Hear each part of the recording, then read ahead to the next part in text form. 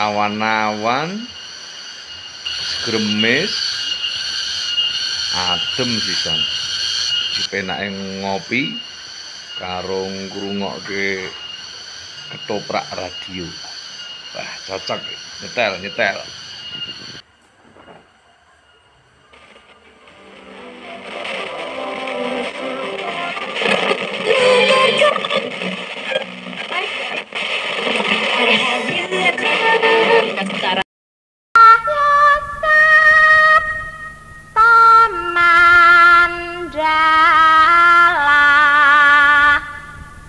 Kodam 7 Diponegoro.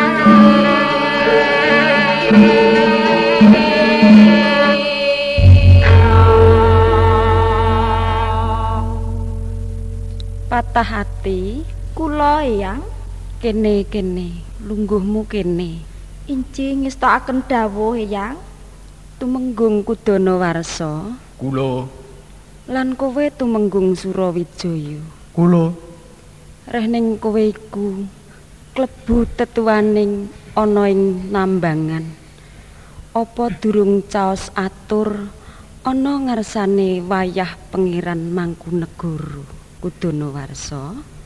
Nari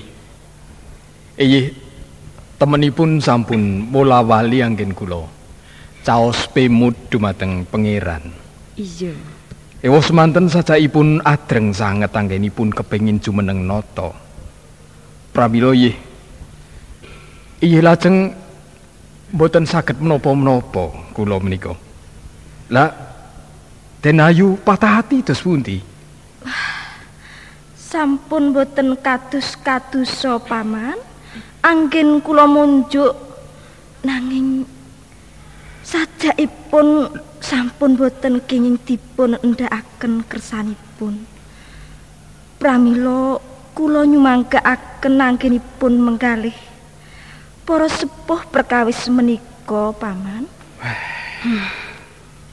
Banjur kepriye Kudanawarsa?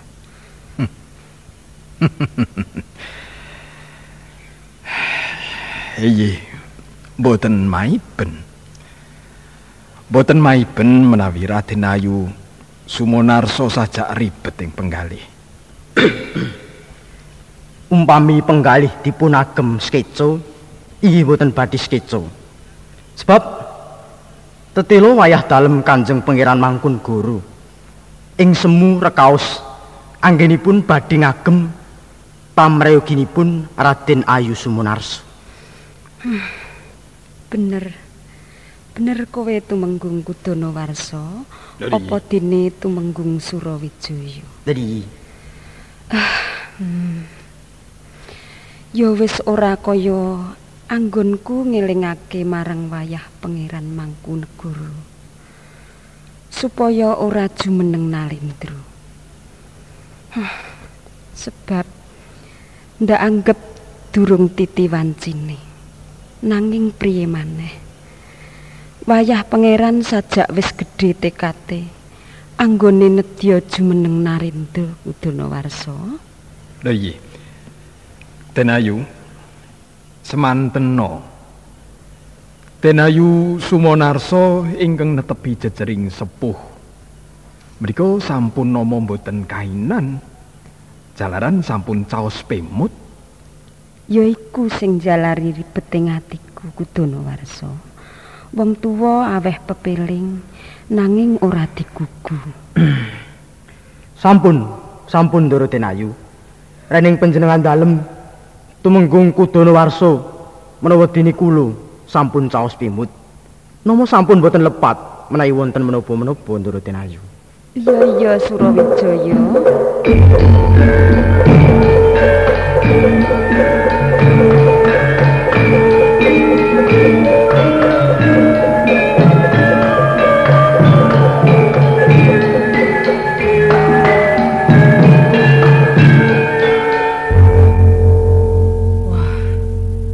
Eyang malah sampun lenggah menika.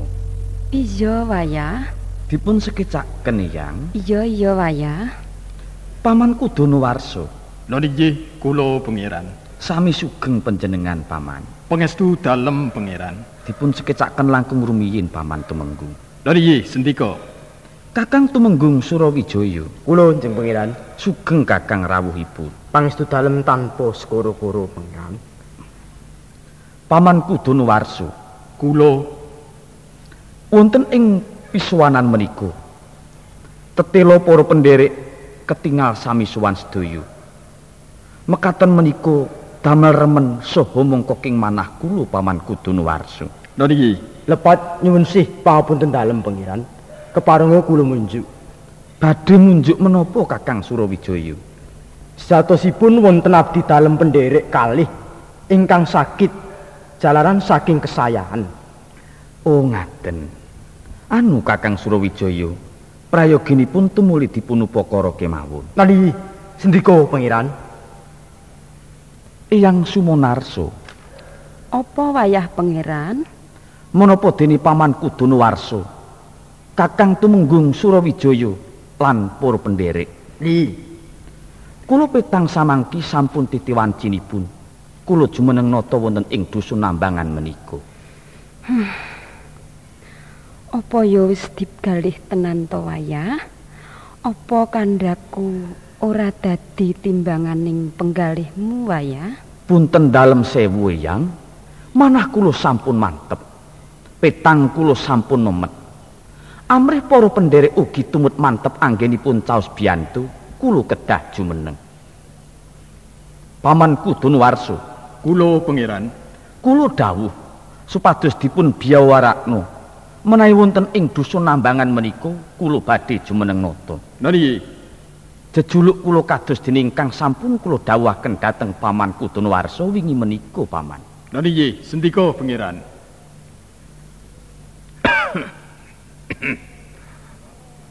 Para tumenggung, para pendherek lan para kawula. Dina iki awit saka kepareng dalem Pangeran Mangkunegara arep jumeneng nata. Kersa dalem ngagem jejuluk Sultan Adi Prakoso Senopati Ngayuda Lelono Jaya Misesa Prawira Diningrat.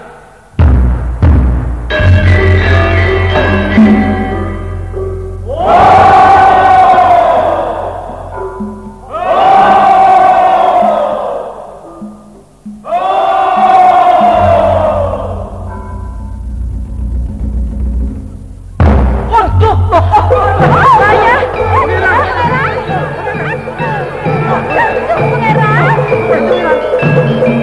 Terus putih Kanjeng Pangeran.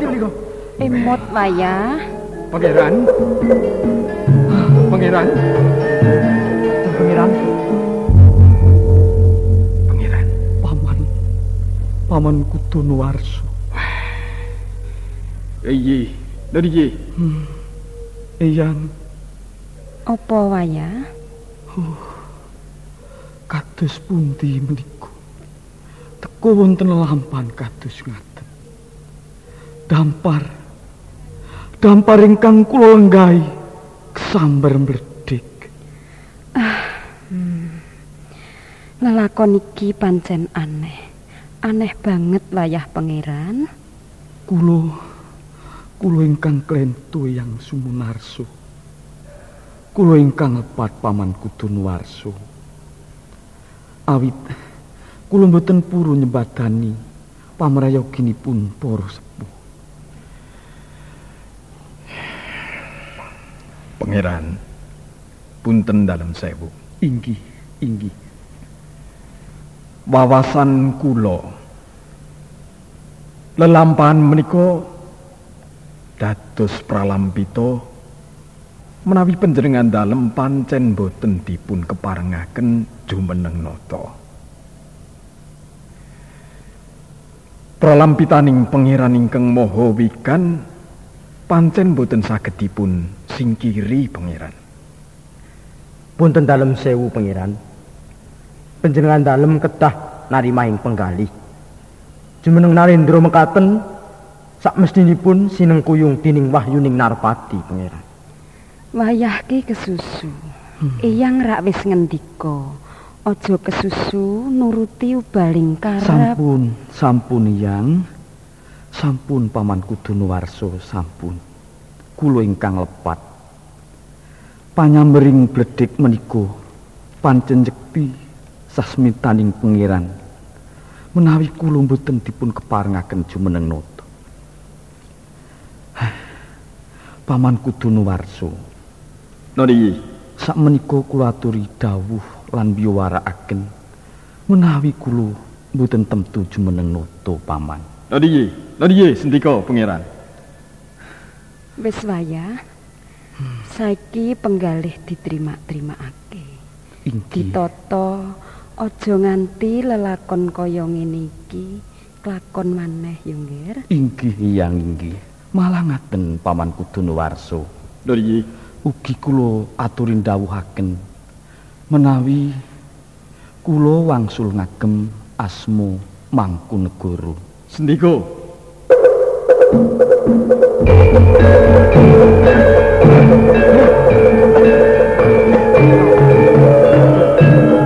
Jaga sampean ngenani gendeng kula. Ampun susu.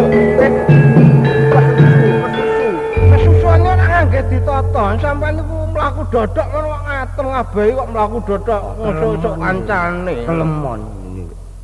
Pareng munjuk Kanjeng Pangeran Iki ngabehi angga mina. nggih leres. Napa ngabehi? Salebetipun kula jagi menawi pesanggrahan penambangan kakepung prajurit saking Kasunanan ingkang dipun pandegani Gusti Patih Pringgalaya kalian Tumenggung Singoranu. Lumanggaken Kanjeng Pangeran. Ana kumpenine apa ora Kang kakepung ing nambangan iki? Malah pangagengipun menika Kapten Hukendor. Kapten Hukendor. Lho niki Kakang Tumenggung Surawijaya. kula Kanjeng Pangeran. Kula aturi ndawuhken para penderek dipun pethukken prajurit saking Kasunanan. Niku bareng. Ayo.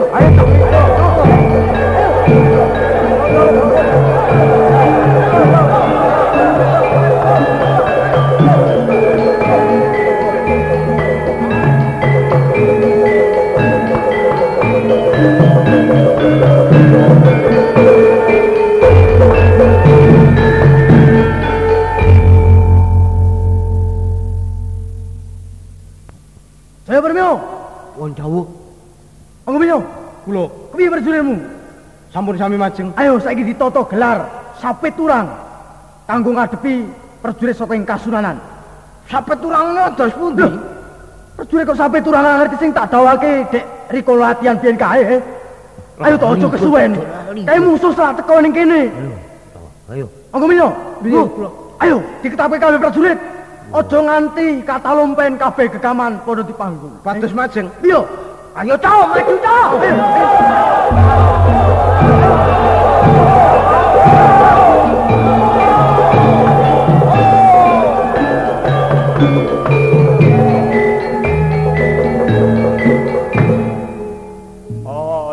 Dipati. Pripun? Wah, kula nek ngrasakake pangeran Mangkunegara niku kok aneh-aneh. Kula kelingan. Dheweke dadi beburon dek jaman geger Sunan Kuning Mas Garengging Kartosuro. Sakniki akal-akal dadak ajeng jumeneng tenambangan. Oh, Tuan, niki mboten kena sembrono. Mboten kena nganggep enteng. Niki kuat niki mungsuh. lho. Dur senopatine sinten iki? Senopatine sing jenenge Surawijaya. Wah, niku pengpengan tenan iki. Surawijaya? Nggih. Yen ngoten perlu Surawijaya dicekel dhisik. Padha mawon nyekel pangeran Mangkunegara. Dadi niki malah Surawijaya dhisik? Nggih. Wong barisan mboten mung saka Kasunanan, Tuan. Lho, Kumpeni niku nggih diperintah supaya dadi siji, turune gampang ling rangket mungsuh rak ngoten. unta sampeyan aja sumelang. Kula kereke kabeh kumpeni. Sing ora nu, Kula prajurit kepi. sampun sumadyo namung nenggo dawuh Kilurapati. Ya aja enak-enak lho iki. Nggih, mboten. Manut saka ngendikane Tuan Kapten Surawijaya iki sing kudu dicekel dhisik. Nggih. Rangge to Kapten? Nggih, leres. Oh nek ngoten sakniki diwiwiti mawon. Sing ora nu, Lho, ayo prajurit diketapake. ayo to, ayo.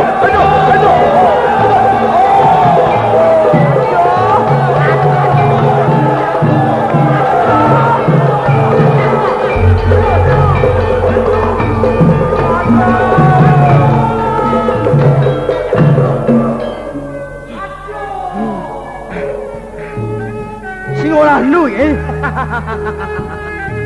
Surawijaya. Licik kowe. Ngirit prajurit kumpeni kowe. Anjen, iki kersane Kilurapati Pringgolo iki. Ayo.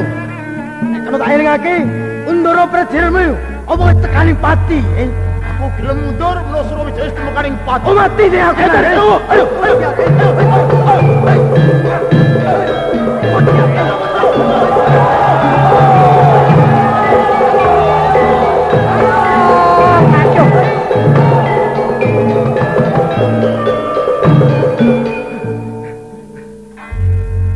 Sapa iki? Patih Pringgolo yo iki. Surawijaya to? Surawijaya. Oh. Ini ora wani maju ning tengahing peperangan kowe. Wah, Sing samburing prajuritmu kowe. saiki wis ora urus kowe. Kepethuk patih jare ora basa. Aku ki patih jare ora basani. Ben, patih nak ning keraton kono. Ning kene kowe lak padha wae kaya aku iki. Oh iya.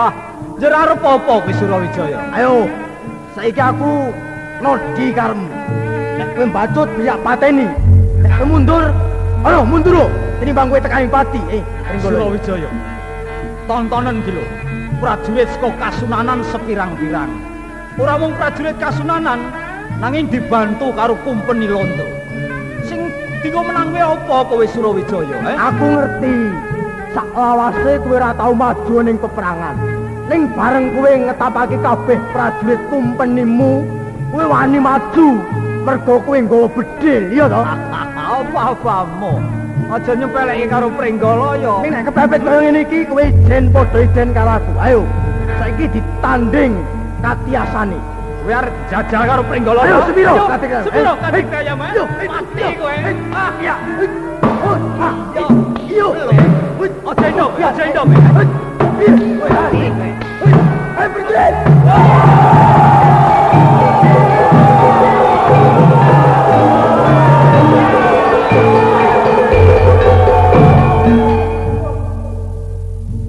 Kowe opo kapten kendor bae? kowe Pangeran Mangkunegoro. Iya aku Pangeran Mangkunegoro. Wis. Becik kowe ndak rangket. Ora perlu mlayu. Oh kendorep. Bisa kowe ngrangket Pangeran Mangkunegoro yen kowe bisa nglangkai bangkit. Weh. Suaramu gegirisi Ayo tanding ngono Panjenengan tak tandingi oh mati. Ayo yuk. Ayo. Niki mau mati.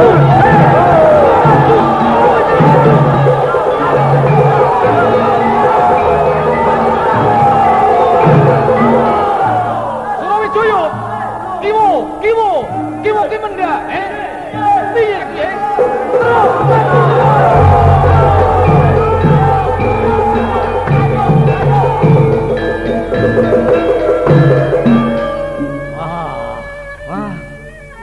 Dipati. Wah, manggen dhisik. Kempis-kempis kula. Ya. Rada tuwa jare jak pelayan kaya ngene iki. Wah. Kurang ajar tenan sing jenenge Surawijaya. Wah, niki wau kula kepethuk Surawijaya niki, Kapten. Dur, Angepun tantangan kemethak banget. Ngino karo kula. Patih jare dina. Pringgala yang lak pun kondang dateng Surakarta. nggih. Jeng jajal karo kadigdayane Pringgalaya. Wah, Nggih ngoten Den Dipati. pripun? Pangeran Mangkunegoro ketemu ijen kali kula. Kamu sampean? Nggih. Wah, Melayu sedih. perang lho. Melayu. Iya, Kapten. Menawi Pangeran Mangkunegoro melajar minggah wonten ing Gunung Gambar. Gunung Gambar. Iya, Terus karo sapa? ya Mbak. Wah, nek ngono kepencil. Niki Iya. kepencil niki tuan. Nggih. Mangkunegoro kepencil niki doyak mono. Nggih. Yen perlu pancen doyak. Doyak. Ah anu. Sing ora anu. Lho, Surawijaya ning ndi Surawijaya? Surawijaya minggah wonten ing Ngerdi Wiji. Surawijaya. Iya. Pripun iki, Nggih. Kapten? Lho, Pripun? Wah. Surawijaya napa Mangkunegoro? on sing apik Surawijaya dhisik. Surawijaya. Ayo dikepung. Dikepung Surawijaya. Ayo. Ayo.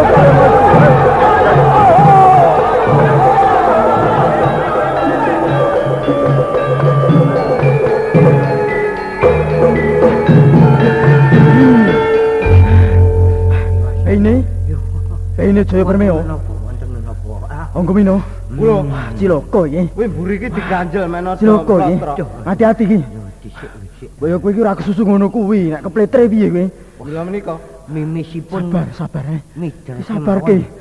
Kaya kepethuk mimis kowe ora kepethuk mimis. Nek omong ki aja seru-seru mundak keprungu prajurite mungsuh. Engko nek nganti konangan kecekel wah cilaka iki. Menika minggah di pundi? Kowe kepiye? Weruh Kanjeng Pangeran Mangkunegoro ora? Wah, mboten. Iki Kula piye? malah goleki Pringgala ya ora kepethuk-kepethuk pengen nganteme kok dadi endot Iki terus. cilaka awake dhewe. Neng kene dikepung mungsuh prajurit semono-ake. Iya. Saiki ngene wae. Golek cara. Kae gaman dibungkoki. Golek jodang. Kagem menapa? Gamane dilebokke jodang. Kaso Rasane terus membo-membo prajurit Surakarta ngirim pangan. Hati-hati lho ya. Cara. Ayo prajurit didhawuhi. Kae gaman-gaman dilebokke jodang, dipikul tutut merapat. Ayo. Hati-hati lho. Ini kok hati-hati. Ning nek medun ki kowe ngarep. Antara gone medun. Sowi. Oh. Prajurit Surakarta. Aduh, woi. Oh, ngirim pangan tau? Diharap barang. Sekarang.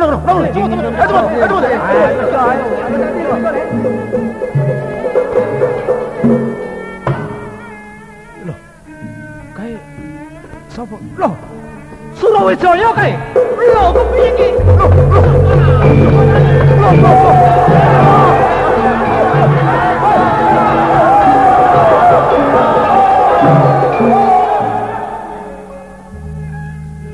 Den Dipati. Wah. Pripun iki? Wis keplayu. Kapusan kebangetan sing ora anu. Belum mboten ngertos nalika Surawijaya Prajurit kok gampang diapusi. Saiki bablas kalau terus kepiye? Pripun iki? Ning wis ora dadi ngopo. Ora dadi ngopo, nggih. Sakniki ning Surawijaya wis mlayu. Luwih becik awake dhewe niki lan kabeh prajurit terus munggah teng Gunung Gambar. Pangeran Mangkunegara dikepung. Gunung Gambar? Oh nggih, ayo prajurit Gunung Gambar.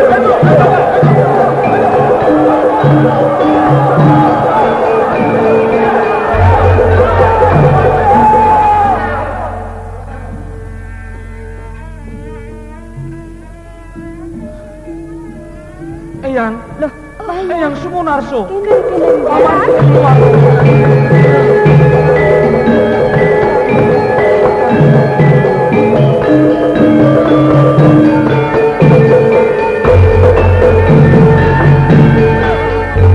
Kanjeng Pangeran sembahan kula Kanjeng Pangeran. Wantu Jarewaya.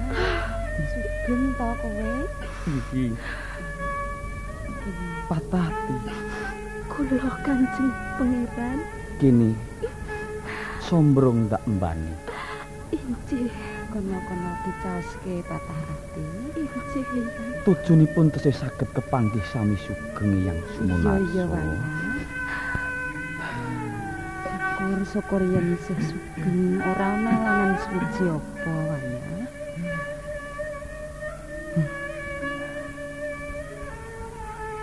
Paman Kudunuwarso. Kula tujuanipun teksih sami kepanggih. Manggih rahayu sedaya paman. Iya.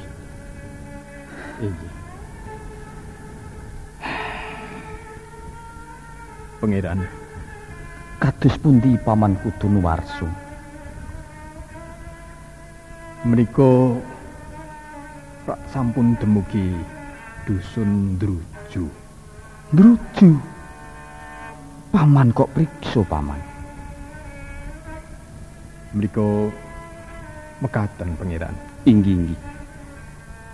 Sak temenipun wonten pojokan enggo-enggokan mergi dusun wau.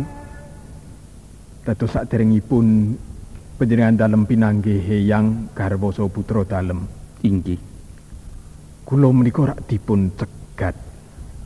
Kados dene lare angin menapa kados pundi? Oh. Lajeng wigatinipun menapa paman? Kula dipun bisiki. Menawi lare menika sakleresipun anak muridipun Ki Ajar Adirasa. Ki Ajar Adirasa. Lha iki Menika sinten paman? Iya, nyun papunten dalem. Kula piyambak kok dereng mangertos. Namung kados pundi paman Kudunuwarso? Iya, wosipun lare menika dipun kengken Ki Ajar Adirasa Inggih. supados ngadang tindak dalem. Asa sampunipun. Iya, menawi wonten kepareng dalem panjenengan dalem dipun aturi lenggah kampir wonten padepokanipun. Paman Kudunuwarso. Menapa dene Kakang Surawijaya niki sareng kula mireng ngatur panjenengan menika manah kula kok lajeng kados angsal padhang. Kasinggihan sabtu dalem niku pangeran. Yen Kakang Surawijaya kados pundi ing manah panjenengan? Lelampaning nambangan ngantos kelunto-lunto. Panjenengan dalem pisah kaliyan yang dalem. Dumugi sak mangke sampun kepanggih malih. Inggih. Lajeng wonten warta kados ingkang dipun aturaken tumenggung Kudunuwarso menika. Gregeting batos kula kok sami kados panjenengan dalem. Inggih. Sak wingkinging sarira dalem ketingal trontong-trontong ing pepadang pangeran. Pangeran, Kula paman. panjenengan dalem menika satriya sejati. Senopati perang pilih tanding weging salwiring bab. Bila paprayogi kula semonggo panjenengan dalem lajeng tumuli lumebet ing pepadang menika. Sampun dangun wonten mriki. Monggo paman. Monggo Eyang. Iya, Wayah. Ayo patah hati.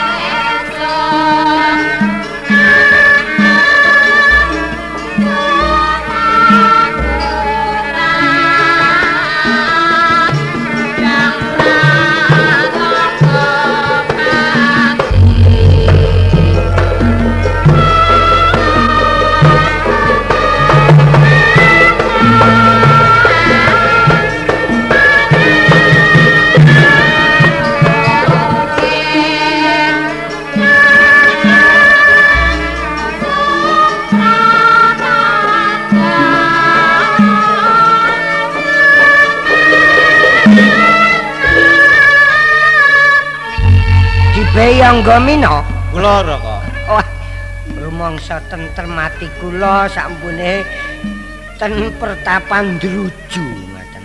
Ayo nyatanipun pertapan riki lan kiwa tengen niku rak kaya le subur ngoten to. Lemahe, sawahe, tegalane. Nggih, mula bener kaya ngoten niku. Saku pekarangan anggenipun sami damel pager, anggenipun mageri rak kaya ditata kaya diakurke. Napa wonten sing dawuh napa pancen karepe dhewe-dhewe? Sampeyan prisa ilining banyu ngantek tekan wujuding pancuran kemawon lho.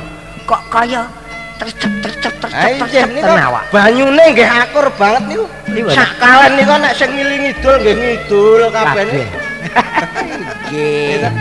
Ya cara dirasa niku mula paring dawuh, mula tenan. Dawuh niku nggih pancen kepenak nek dinalar lan digatekke. Pripun? Pun tau dawuh kalih kula. Pripun? Nek kowe arep penak uripmu, kowe aja pisan-pisan ngadeg neng longan. Ya, mesti sondule nek sampeyan ngadeg. Lho tenan bareng kula ngadeg nggih, rekoso nggih. Ternyata jamang dereng mawon kula kepanggih kiambak niku. Pun tau jauhi kula nggih. Pripun? Ngapi? Jaya Permio ngaten niku. Permio.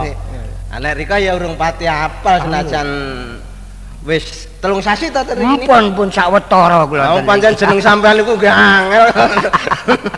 Nggih nek sampeyan mula angga niku gampil ngoten nggih. Nek angga-angga ya ora gampil gitu. Dadak gawe omah tinam. Sampeyan kali kula rak tenggo dawuh Kanjeng Pangeran. Nggih to? Nggih, Kanjeng Pangeran nek pun suwe to ten gunung mangadeg niku. Kula niku mesakake garwa putrane kok ora ngantek dituweni apa ora kundur-kundur. Sampeyan lu mesake ya bangeten karo bojone dhewe ra. Lah niku ndoro mengira. Weh. Monggo. Weh, sesarengan. Nggih, Kanjeng Pangeran. Ampun sami. Napang para abdi. Iya, aku butuh kepanggih karo Kyai Acara Tiroso. Oh, niki. Diaturi wae. Nggih, monggo. Monggo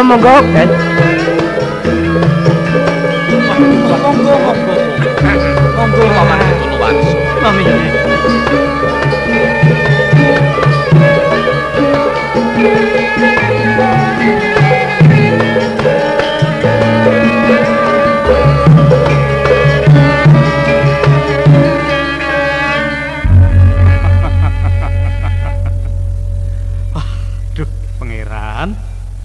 Sangat bingaing manah kula.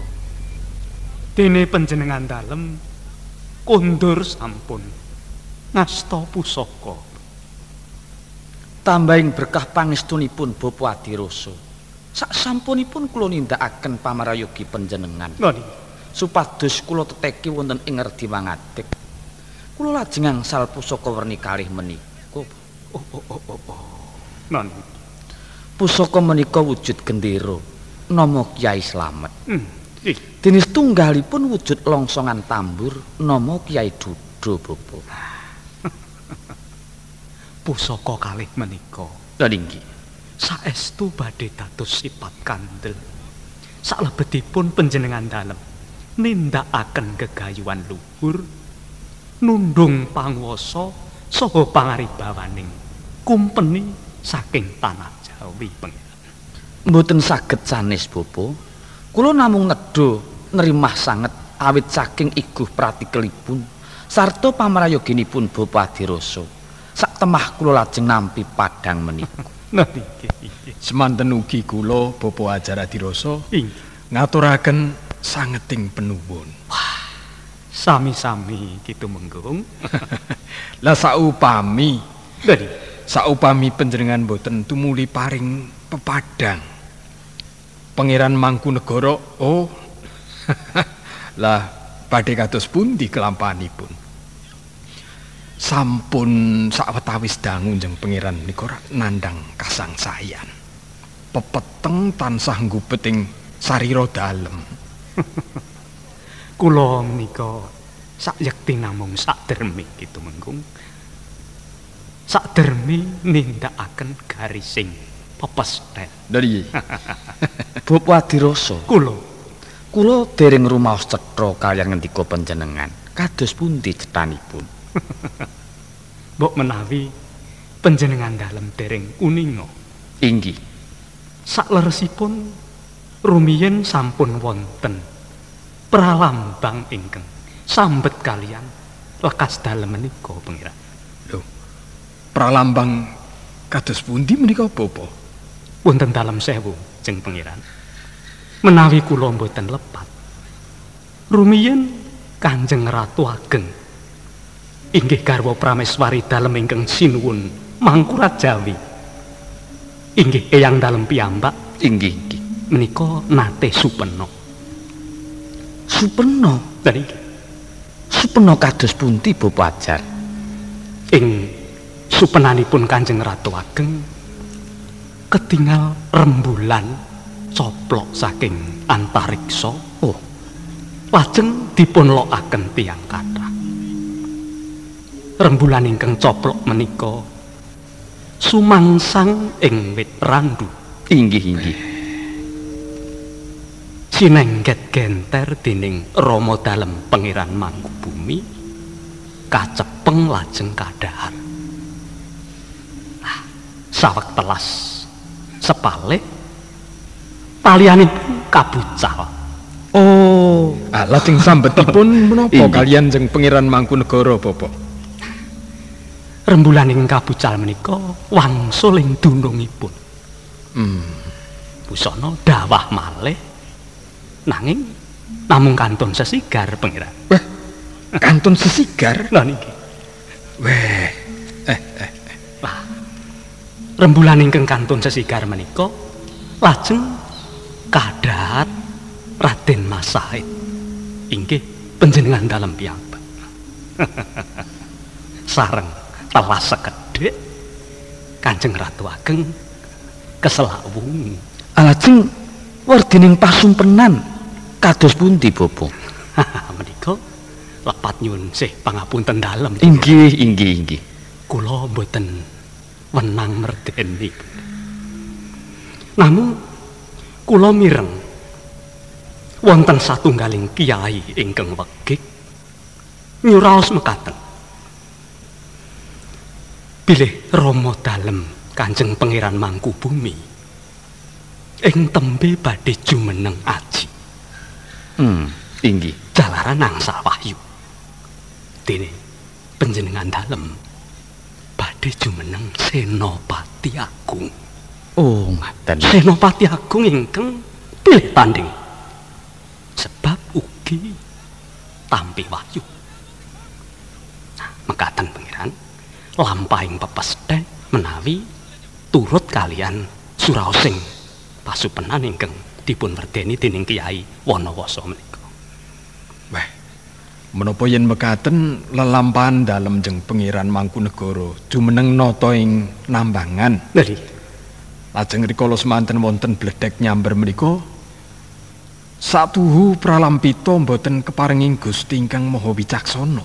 Jalaran nelisir saking garising pepesthèn. Ora ngaten. Mila punten dalem sewu Pangeran.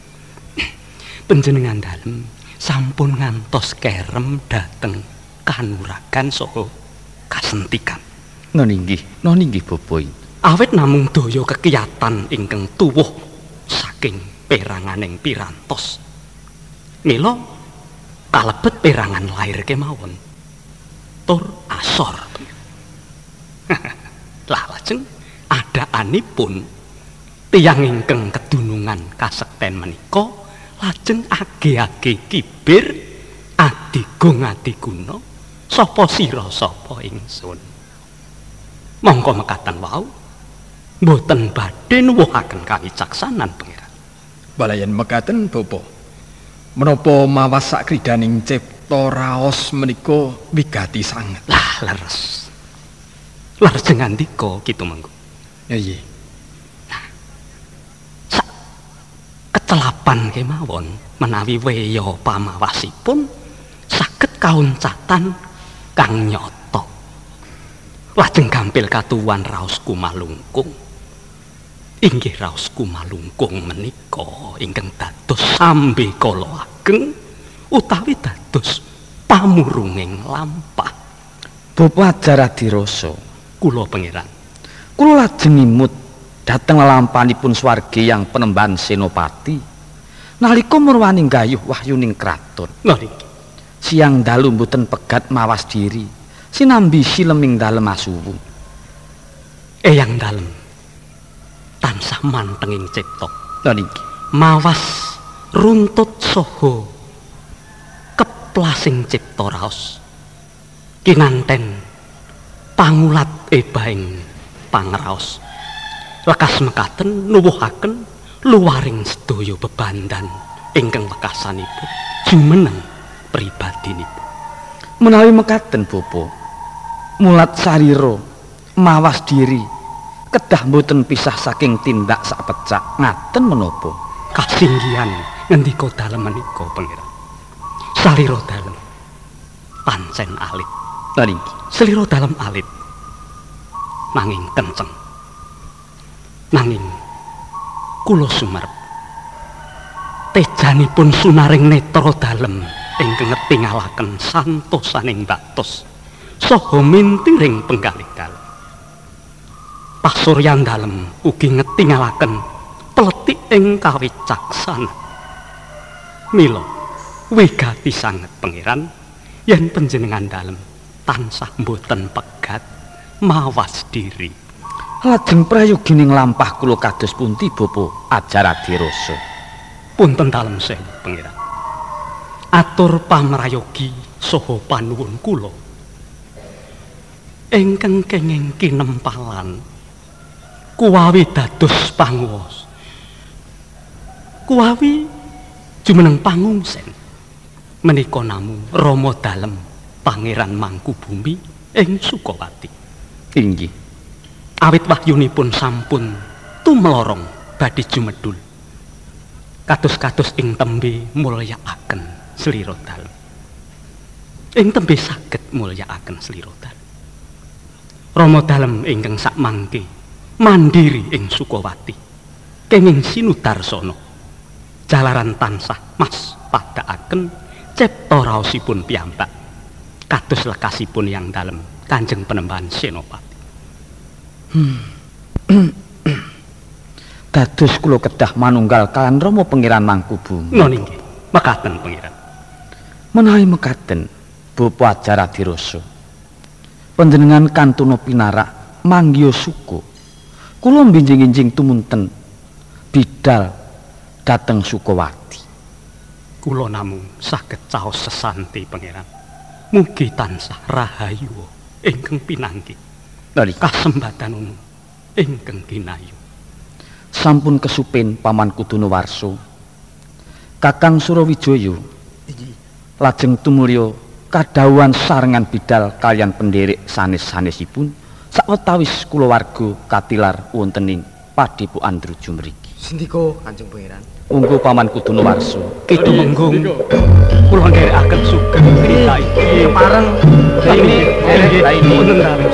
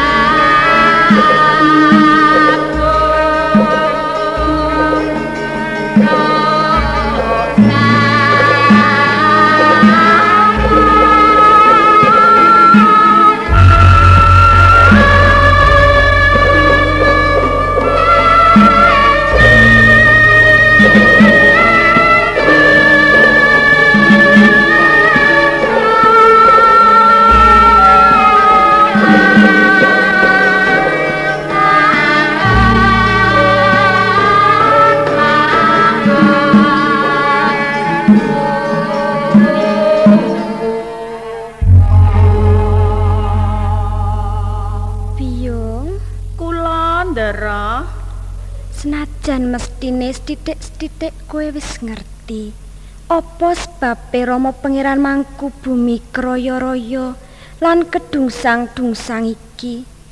Nanging ana perlune aku paring priksa lelakon iki, Biyung. Inggih leres, Ndara. Sebab kula nggih namung mireng saking kadang-kadang menika menawi panjenengan kersa dawuh rak malah kula lajeng damang to, Ndara. Terus pundi to, Ndara? Ngono. Lalose Rama saka Praja Surakarta kuwi sejatine ana werna loro sebabe. Sepisan runtik penggali Rama awit pesisir lor diparingake ingkang sinuwun marang kumpeni senajan mung disewakake. Ngaten to. Ping pindhone Rama rasa rujuk yen bumi lenggahe dilongi dening ingkang sinuwun. Yen kabeh kuwi pancen kersa dalem ingkang sinuwun, Rama ora bakal gelo lan duka. Nanging kersa dalem mau jebul mung saka pangojo-ojoke Patih Pringgalaya kanggo minangkani butuhe kumpeni, Biyung. Oh, dados menika namung saking pambujukipun Ndara Patih to? Wah, ngono kuwi keparat tenan nggih. Yen ngaten menika kedahipun inggih ingkang Rama menggalih teng saestu, Ndara. Kula nggih mboten trima yen ngaten menika. Samsara.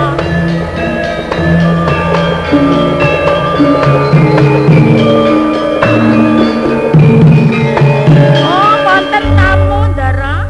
Ana tamu, Biyung. Kanjeng Pangeran. Sapa? Kanjeng Pangeran. Apa iya?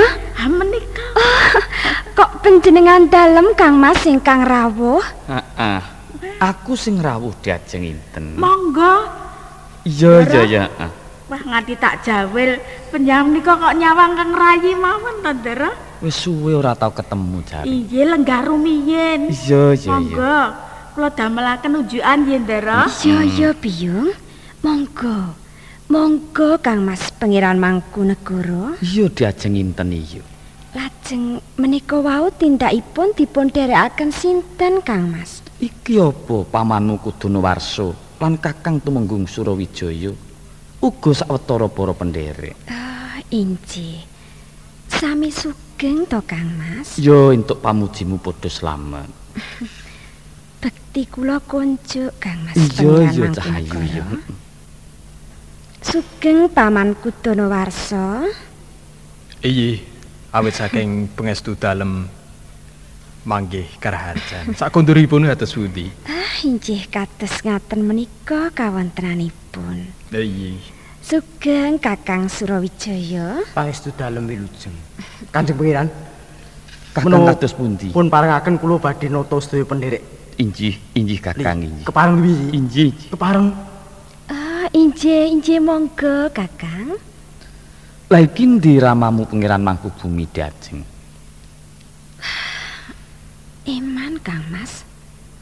Sampun sawetawis dinten menika Rama tindak nglerek ngaler ngitan, ngebak wewengkon grobogan lan demak iring kidul Kidul, Kang Mas. Lha apa wis suwe Rama Pangeran Mangkubumi mesanggrah oning desa Glagah kene diajeng inten? Sampun, Kang Mas. Iman sanget injih, Kang Mas. Panjenengan dalem rawuh mboten pinanggih kalian Rama. Ora cuwur rasaning penggalihku diajeng. Ora cuwur tenan kok diajeng. Saestu menika. Iya. Kok mboten, Kang Mas? Sebab kejaba mesti bakal ketemu Rama Mangkubumi. Saiki wis ketemu sliramu. Nalika aku mau lumebing pelataran pesanggrahan, banjur dipethukake semu.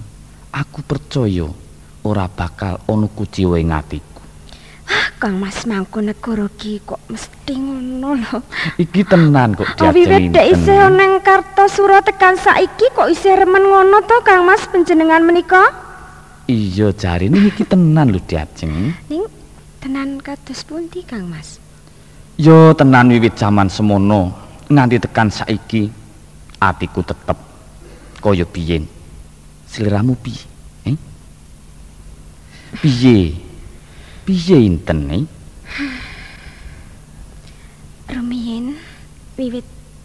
Rumiyin panjenengan dalem sampun ngendika ngagem netra saha pasemon dalem. Kula kedah ngertos piyambak yen ing penggalih dalem kaslempitan raos. Ya tekan saiki diajeng. Iki mau wayaku nampa mangsulamu esmu kang yungging latimu. Pasmonmu kang nuduhake wicaraning atimu wis ndak tampa yen atimu kaya atiku. Iya to diajeng inten Lantip panggraita dalem Kang Mas. Iya kaya landheping rasamu. Diajeng inten. Kula Kang Mas Pangeran. Babar pisan yo diajeng. Suwanku iki kejaba arep manunggal karo Rama Mangkubumi. Sliramu arep ndak suwun. Wanita tasih kathah Kang Mas. Nanging kang kaya sliramu mung siji. Rancanganku besok sliramu kudu jumeneng prameswari. Malah uga wis ndak rancang Ratu Bendoro asmu kang bakal ndak paringake marang sliramu Cahayu. Sembah nuwun Kang Mas Pangeran Mangkunegara.